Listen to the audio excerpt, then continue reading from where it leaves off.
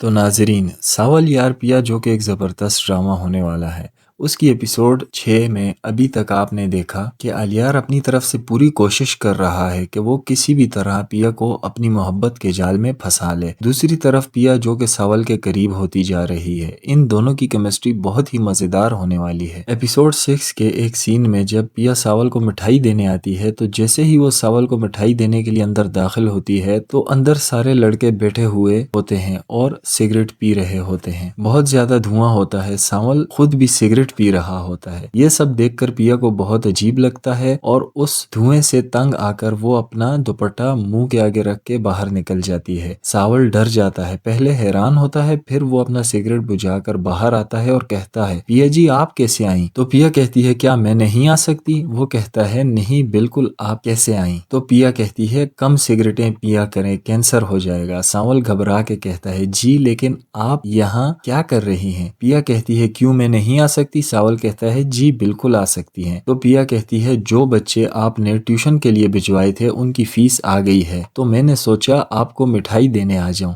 ये सुनकर सावल बहुत खुश होता है। फिर पिया उससे कहती है कि इस जगह की सफाई क्यों नहीं करवाते और इतनी सिगरेट आप लोग क्यों पीते हैं, कैंसर हो जाएगा, ना पिया करें सिगरेटें। ये बात सावल को बहुत अच्छी लगती है। फिर पिया कहती है, इन लड़कों से कहें कि सिगरेट कम पिएं।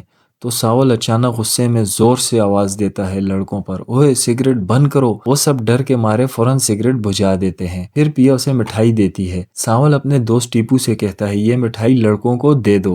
पिया कहती है, क्या आप नहीं खाएंगे? सावल कहता है, जी बिल्कुल खाऊंगा, मैं क्यों नहीं खाऊंगा, आपने इतने प्यार से लाई है। फिर वो मिठाई उठा के खाता है और ये समझता है कि पिया ने खुद बनाई है।